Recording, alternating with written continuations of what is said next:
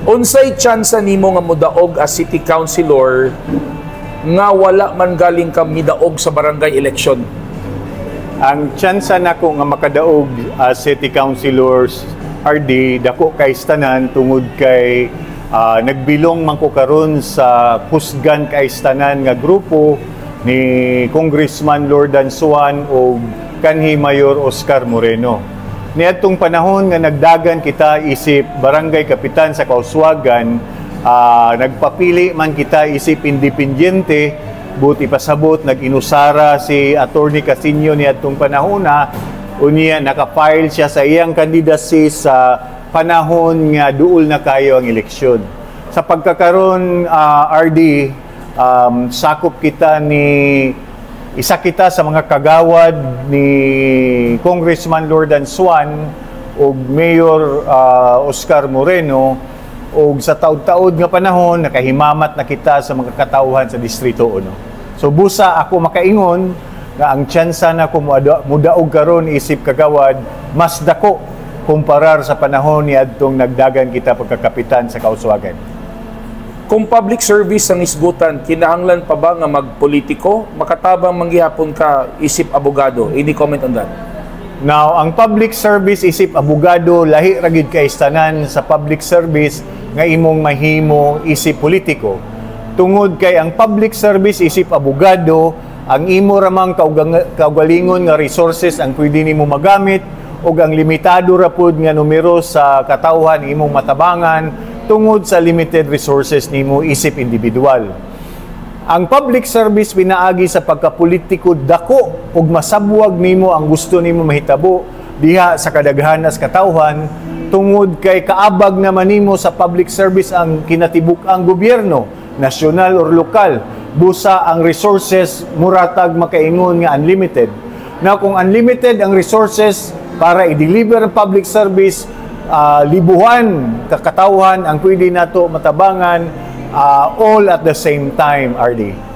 If given a chance to be elected as councilor, unsa imong mga top 5 priorities in the next 60 days?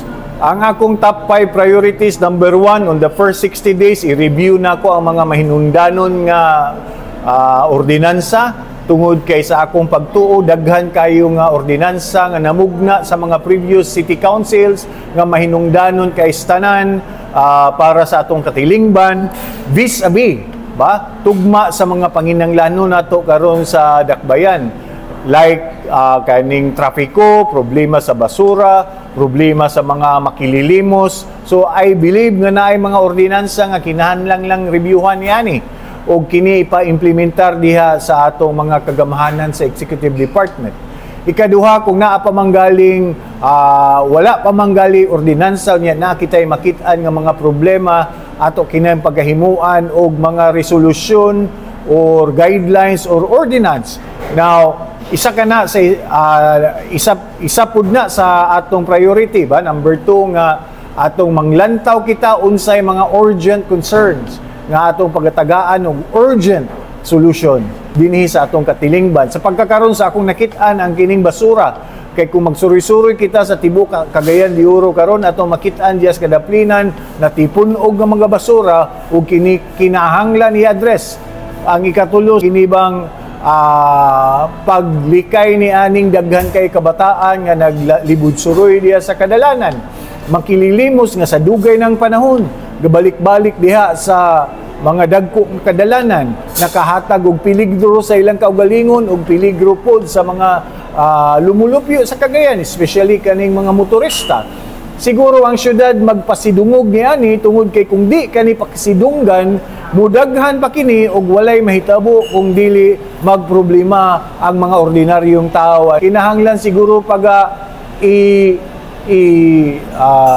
i-reinforce ang kaning mga tanod ba ang kaning atong mga barangay tanod kinahanglan siguro nga naay force multiplier kay ang kriminalidad sa syudad so dulot siguro kini sa gadakong numero sa population sa Cagayan de Oro. Busa sa akong panglantaw ang dagko nga barangay kinahanglan daghan og tanod. Ang gagmay nga barangay posible didto lang sila magdepende sa local government code nga naghatag sa numero 20 kabuok nga mga CBO nga pwede magserbisyo kanila. Pero dili ka na applicable diri sa dagkong barangay susama sa Carmen, susama sa Kauswagan, Balulang. Kinahanglan pagalantaon kani kauban ang mga opisyali sa barangay para ma-augment ang number sa barangay tanod para malikaya nato ang mga kriminalidad nga gadaghan karon sa Cagayan de Oro. Ug ang ikalima pagalantaon ang trapiko, tungod kay ang trapiko nato panglantaw gaka worst na.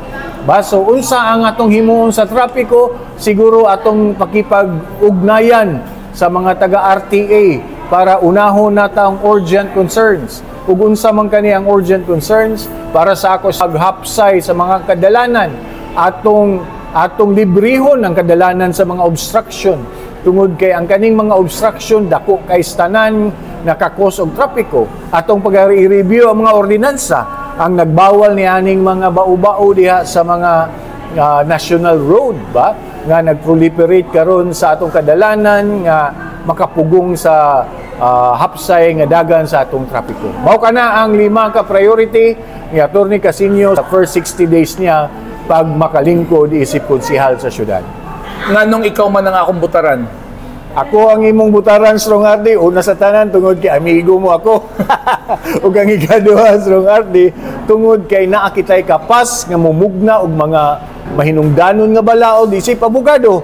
Unya wala pa kita nabahari sukad sa politika. Buti pasabot ang atong panglantaw para sa kaayuhan sa kitibuk ang katawhan sa Cagayan de Oro ug ang serbisyo ni Atty. Casino tinuray og kinasingkasing.